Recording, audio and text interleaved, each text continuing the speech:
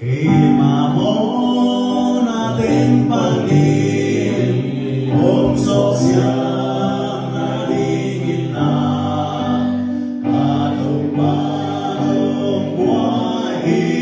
ang masih Genzolong hongin manin Pangit na Diyos kahit na Simnapea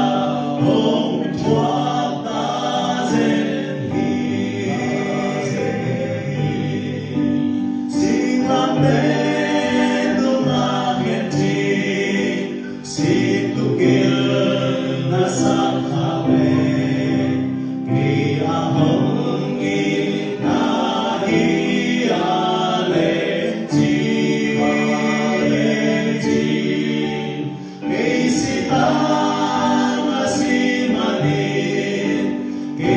Suak ta tekai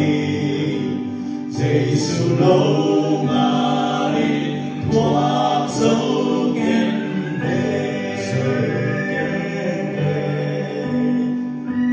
Mona sung si kim lai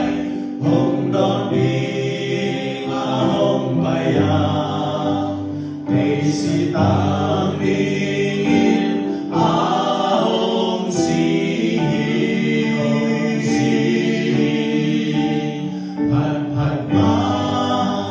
Kanong lai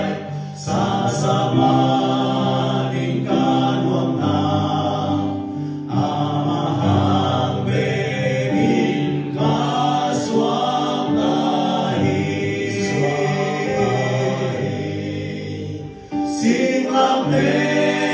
dumaketin Situkil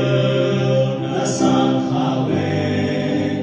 Kaya hongin na hialenji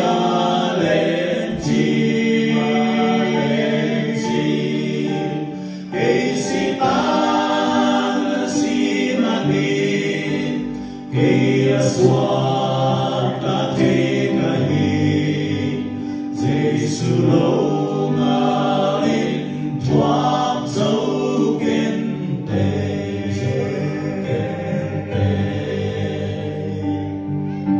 Sumong puas yang sakit